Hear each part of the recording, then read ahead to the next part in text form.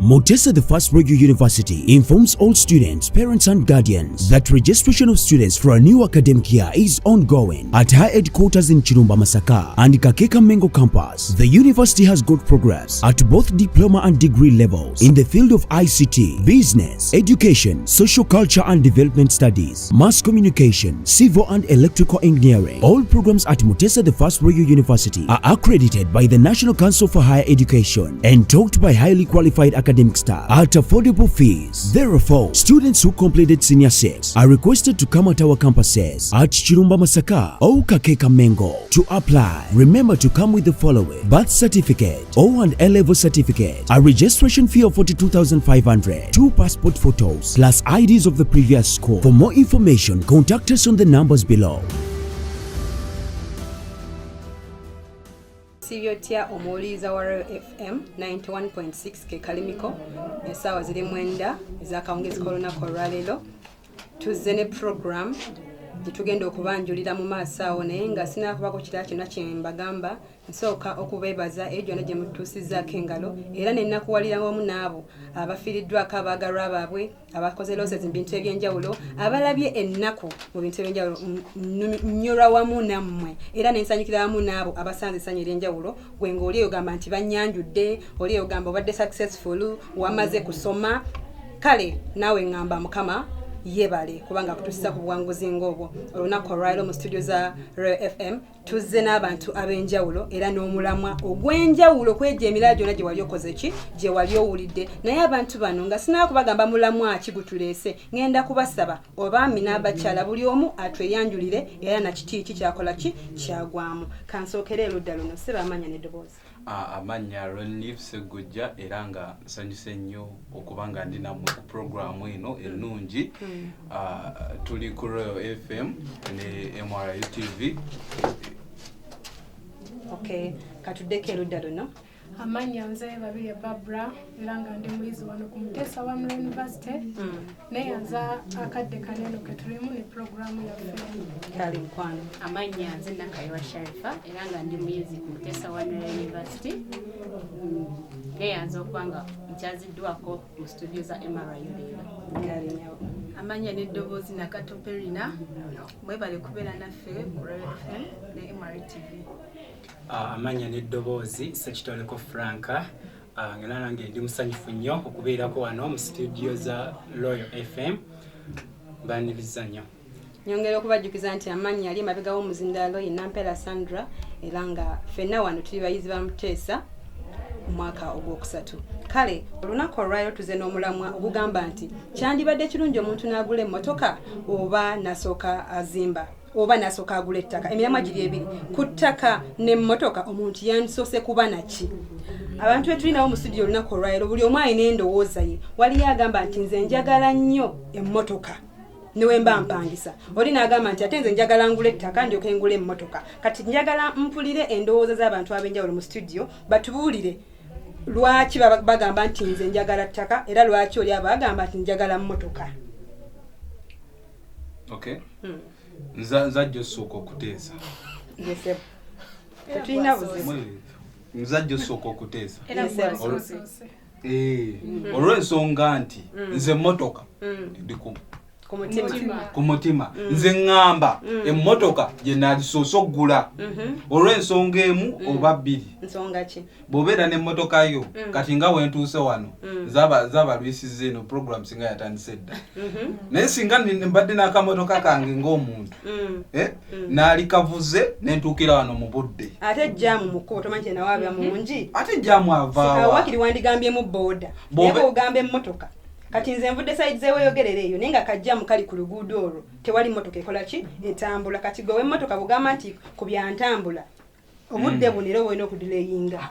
Labayo kati bw'obeera n'eyiyo osalawo ki ky'ogikozesa.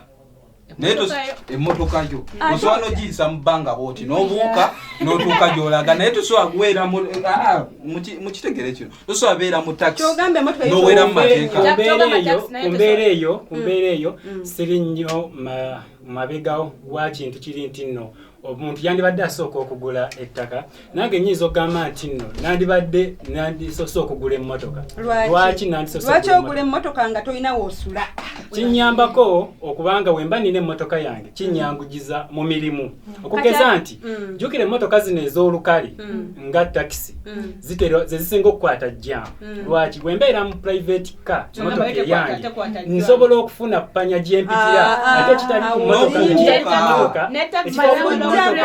ekitali ku mmotoka za lukale. Lwaki kiri bwe kiti bwe tubanga ffenna tugenda Kampala mubaamu aga nti nzeviiramu wano jjukira emmotoka eba etwala bantu bangi nze nsobola okubaako wembulanchingira kisinzira nawa gye mba ŋŋenda ate naayitanga naawe n'ekirala eyo ndowoozayo kati njagala nfuneko n'abakyala kubanga tulina okubalansinga. Abaami mwagadde nnyo okutwala okulya empanga kati njagala n'abakyala nabo balina endowooza either nabo bawagira emmotoka oba bawagira okubeera nga bakola batya. Kansogera wa Madamu Sharifa. Nze ngamba nalisoose kugula ttaka.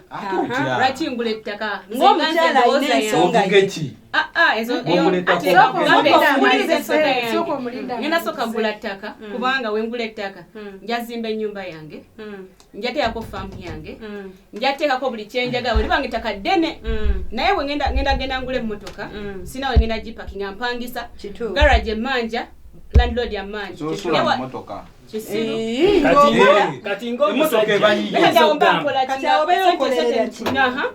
ati oba okolerera birala sooka olinde njagala buuza ku mwami Franco emmotoka eyo woogigula ogipaakinga Of course emmotoka tesobola kubulwa weesula olw'ensonga tulina parking night parking weziri olwaliro n'ennyumba zetupangisa zirina buli mmotoka etuzipakinga. Emmotoka ya mugaso nnyo olw'ensonga nti eyambako nnyo mu ntambuza y'emirimu gy'omuntu. Anti kati essaawa yakakati nkulaga nti emmotoka eyo ogamba nti night parking gyeziri ettaka kw'olisimba nnyiniryo afunamu ssente kitegeeza nti sente zaafuna nnyingi okusinga kugwa agamba akunyunyuta emmotoka buli kiro nze siina lubeerawo abawuliza ba Royal FM nze sirina ludda naye ate ku nsonga eno ndaba nga kyandibadde kirungi omuntu n'asooka agula ettaka olw'ensonga emmotoka eyo osobola okgenda wali ebbanda wulira osobola okgenda ebbanda n'ogula emmotoka naye oba tonaana kutuuka mu kibuga Kampala ne yeefuula ate yeefuula biti oba wagiguze kwefuula accidents happen naye ate ettaka ne bw'oba ofudde teririvaawo ogenda kusimbako ebimera byo ofune mu bizinesi obitwale mu katale agenda gamba nti emmotoka naye waki obeera nga oleka abanawo mwenna ndi mubbawuli naye waliwo omukyala gwe sinakuwulira tumugalidde wabweru omukyala oyo alina byakuteesa abirina tewali yaza wano nga talina kyakuteesa wabula emirimu giri ebiri twagambye abakatwegattako essaawa eno tugambye nti emirimu giri ebiri omuntu yandisoose kugula ki ku ttaka n'emmotoka omuntu yenna omulamu ategeera obulungi yandisoose ki weewaawo ffenna tuba ne bitwagala biba bingi emmotoka twagala okwevuga ettaka tulyagala tuzimbeko naye twandisoose kugula ki twagala omukyala oli atanaba kwogera atubuulire mukyala Penina ye nga ye ayagala kusooka kwevuga oba kusooka kuzimba nyawe tuli wubo.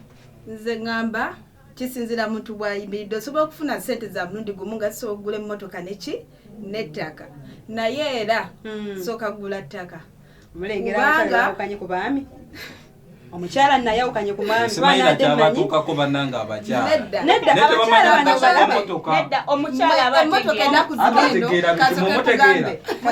olobategeera kasokayogera omukyalauganda ya leero emmotoka kale kaŋŋambe banatanagiteeka ku iseshoni z'omuntu zalina okubeera nazo naye ettaka tekisankasanka era olaba omuntu aguze ettaka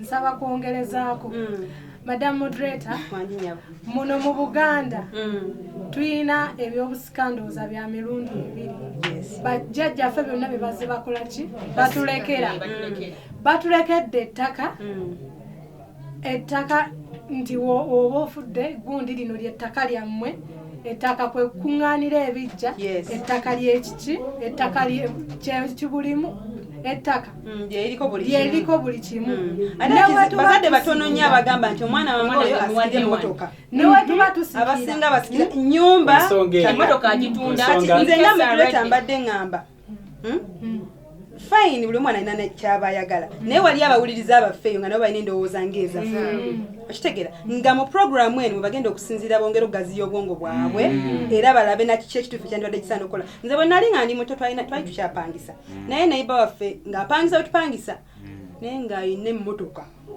nga ffenna tuli mu muzigo naye nga bwajja ng'esooka n'etuula wekuba n'egikuba kigiyitamu okitegeera naye nga landiroodi ng'amukonkona naye so singa yagamba sente z'emmotoka eyo kansooke ngulemu ettaka sooka olindeko Mr. Frank ensonga lwaki bano abakyala bawukanyemu nammwe sigenda kugamba nga bwe bagambye nti bo bategeera nyo nammwe mutegeera naye omukyala baba batetenkanya yensonga lwaki mu bafumbo osanga omusajja n'alekayo 5,000 n'amugamba nti ze ziriko ekyenkya ekyemisana n'ekyeggulu naye n'abasanga nga baalidde n'atetenkanya mu ezo ekitali ku baami bw'ozirekera omwami sente ezo ajja zirya breakfast yokka ziggwewo naye nga ne bamulekedde 5,000 nga kwe kuli n'abaana kati lwaki abakyala bano bawukanye ku mmwe balengeredde wala okusinga mmwe ku nsonga y'okulengerera ewala njagala njogereko bwe nti mu nsi ezimu tuli wano Uganda nkuwa kyakulabirako naffe olwaleero Uganda egenda kuba tulina essuubi nti esobola okutuuka ku mutindo America gweriko lwaki tekinologi waali ku nsi ezaakulaakulanako nga mu America eyo bo ettaka lyabwe teriri ku individual ettaka eryo liri under government whereby nti buli muntu afuna bufunyi apangisa apartments singa ekintu ekyo kituuka olwaleero wano mu Uganda eyaffe n'ogamba nti gwe weemaliza mu kugula mataka go ojja kusanga nga ate amataka ate n'obulamu bugumiseeko obwokubeera nti ogula emmotoka ku nsonga y'emmotoka ngindako mukumaliriza nze ku nsonga y'emmotoka eyo ng'omusajja nze ngamba kiba kimukakatako okubeera nga alina emmotoka lwaki bintu bibino wammanga ejja kuweesa ekitiibwa nga omusajja ejja kuweesa omukyala gw'oyagala nga tolina wakusula ng'olina emmotoka osula mu mmotoka nakyogeddeko dda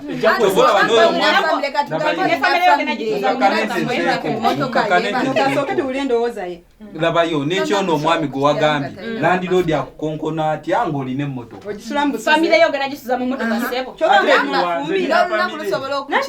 omusajja yenna n'omukyala yenna yonna gye buva ne gye bulaga bufumbo egula supakasitoma obasuzeemu nsonga y'emmotoka kyentakasanze omuntu asobola okulabirira emmotoka aba asobola okufuna omuzigo gwasasula wemba asobola okugula omupiira gw'emmotoka ogw'emitwalo 4+ asobola okusasula omwezi gw'ennyumba mukulu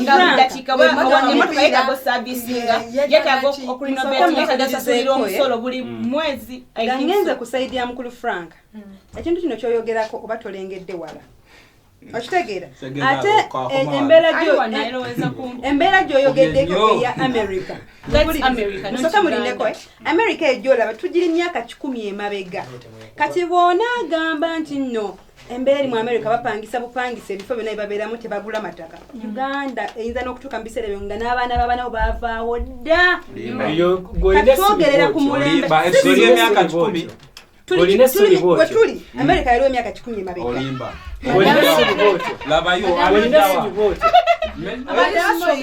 yatuyise wano kyekukakasa nti Uganda esobola okukyuka netuuka ku mutindo nga tuli ku gavumenti gye tulina oba nga gavumenti yekyuse gwe kyoŋŋamba nti nno emyaka mu myaka ng'emeka gwe ku ndowooza tekiriko bbanga nenja tusobola okyuka obudde bwonna singa tukyusaamu bwe tukyusaamu tusobola okufuna ekyo kye twagala bwe tukyusaamu ndowooza kitegeerekeka ensonga tetegeerekesa naye mbadde nsaba okukyusaamu ŋŋamba tokyusa mu buyinza Nanti obuyinza kati omanyi bugenda kukyuka ddi kubanga obuyinza bukyuka obudde bwonna. Lwaki oyagala akyuke? Olina obwongo tetwaze mu mbeera za bufuzi naye mbadde nsaba wadde waliwo omukyala ono ng'alina poyinti nga tumugalira wabweru mbadde nsaba babi naye abeeko ensonga ejatwa nga tetunaagendako mu bulango bwabakama baffe babi naye abeeko byakola ki ensonga ejatuwa enatutwala mu bulango yawerekeddeko banne. Madam Moderators ekyenjagala okusooka obuuza abantu bano bonna abakayanira emmotoka njagala sooka babuuza nti nga tetunnakayanira mmotoka na ttaka njagala tusooke twebuuze ettaka lyo nga lyo lirina mugaso ki kituufu nnyo bw'omanya omugaso gw'ettaka ojja kweddamu n'omanya n'ogw'emmotoka toyinza kuddira migaso gya mmotoka n'ogeraageranya ku migaso gy'ettaka kubanga essaawa yakakati wenjogerera n'emmere gy'olya eva ku ttaka teva ku mmotoka ate kati aleese bya bulimi kankuddemu bannange abawuliriza ba Royal FM muli bawuliriza balungi naye mbadde nsaba tuveeko mu bulango bw'abakama baffe katono nnyo tukomewo. Motoka, the first radio university, informs all students, parents and guardians that registration of students for a new academic year is ongoing at her headquarters in Chirumba, Masaka and Kakeka Mengo campus. The university has got progress at both diploma and degree levels in the field of ICT, business, education, social culture and development studies, mass communication, civil and electrical engineering. All programs at Motoka, the first radio university, are accredited by the National Council for Higher Education and taught by highly qualified academic staff at affordable fees. Therefore, students who completed senior 6 are requested to come at our campuses at Chirumba, Masaka or Kakeka Mengo to apply. Remember to come with the following: birth certificate or an A-level certificate, a registration fee of 42,500, 2 passport photos plus IDs of the previous school. For more information, contact us on the numbers below. Kale mukulikeyo nnyo mubulango bw'abakama baffe nyongera obajjukiza nti kampani zinjalo ze zituteekamu ssente era nga aba Sharon Beauty Center be batwambaza be batutereezezza okulaba nga tulabika nga betulabika omulama gwe twakomyeko oba omulama gwe tuliko mugumanyi bulungi nnyo nti omuntu yandisoose kugula ki ettaka oba motoka. Abantu bano bonna muwulidde endowooza zaabwe era waliwo n'abayise ku Facebook buli omu naawe endowooza ye ku nsonga y'ettaka n'ensonga y'emmotoka. Nyongero bajjukiza nti temwerabira okusubscribinga ku Royal FM bogenda ku Facebook teekamu Royal FM bogenda ku YouTube kyoba okola kyekimu buli mutimbagano gonna gwe bogeza kuteeka Mpotesi Royal FM ne MRU TV ogenda kubokola ki otulaba bulungi nnyo. So nga tumaliriza kubanga akadde ndaba kakoze eki katulidde empindi siri muganda nnyo naye ndowooza kyekyo akadde katukutte njagala mwenna nga bwe tuzze buli omu abeeko obubaka bwawo omuvubuka ali eyo wali abavuka bangi akola nusu 2,000 akola nusu 10,000 asondereza ine ekiroto kye gwenga mwa basajja mpidde muwagidde nnyo emmotoka abakyala ne bawagire ettaka njagala buli omu mu kiti kye abeeko obubaka bwasuula eri omuvubuka ali eyo akola nti kola nnyo okole bwoti ne bwoti ogule kino bubaka ki bwoyinza obbasibirira mukulu Frank atandikiddewo ku nsonga eyo eri yenna omuvubuka akola kola sente ng'okolerera ekyo ky'owulira ky'oyagala kati kunatukula mwagwa kuteeka sente mu kintu ky'owulira ky'otayagala oba owulira ng'oyagala kugula mmotoka kola sente emmotoka ogigula ogivuge ejja kuweesa ekitiibwa ejja kuweesa emirimu ejja kuweesa na buli kimu kyonna ky'owulira kye weetaaga ng'omusajja. Kale tweyanziza nnyo endowooza eyo endowooza ya mukulu Frank katuddekewo omukyala nga tudde nze ngamba abavubuka twetaaga okuleka ligasi kubeera naffe bye tuliko singa bajjajjaffe abazadde baffe tebaabireka singa tetulina we tuli nze abavubuka mbakutira okuleka ligasi. Ate gwe mukyala Sharifa nze kyensobola okugamba omuvubuka ali eyo yandisoose kugula ttaka kuba mu ttaka ofuna mu bingi bwe ngamba nti nguze ettaka lyange ntudde wali kayika 10 ku 10 oba 10 ku 10 oba 10 babipima batya simanyi fuuti 5 ku 10 sobola ogamba ngenda limako ebintu byange ebyenjawulo mbirime bikule mbitwale mu katale sente zenfunamu nzimbeko ennyumba nguleko neki n'emmotoka gye mwagala era muvubuka munnange ali eyo kugamba okole ogule ettaka osobole okwezimba ng'okyali muto.